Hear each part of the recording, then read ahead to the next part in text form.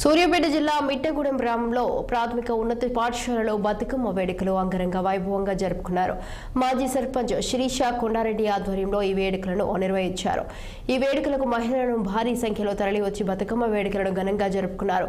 ఈ సందర్భంగా శిరీష కొండారెడ్డి మాట్లాడుతూ ఈ 9 రోజుల పాటు బతుకమ్మ పండుగను ఘనంగా నిర్వహించుకుంటామని, పాడి పంటలు చల్లగా సమృద్ధిగా ఉండాలన్నారు. మిట్టగూడెంలో ముందు బతుకమ్మ సంబరాలను ఘనంగా జరుపుకుంటామని తెలిపారు.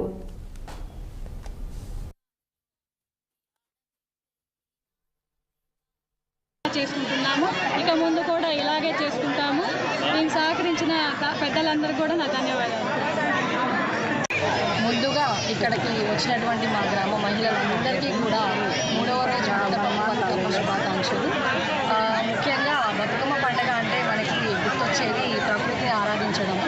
ప్రకృతిలో ఉన్నటువంటి అన్ని పూలు కూడా మా మహిళలు చక్కగా సేకరించి ఇక్కడ బతుకమ్మగా అమర్చి ఇక్కడ అంగరంగ వైభవంగా గత 4 సంవత్సరాల నుంచి మా గ్రామ పెద్దలైనటువంటి అన్నం కొండా శిరీషారెడ్డి గారు మరియు కొండారెడ్డి గారి ఆధ్వర్యంలో ఇంత అద్భుతమైనటువంటి పండుగను మేము ఇక్కడ జరుపుకోవడం అనేది చాలా మాకు ఆనందంగా అనిపిస్తుంది.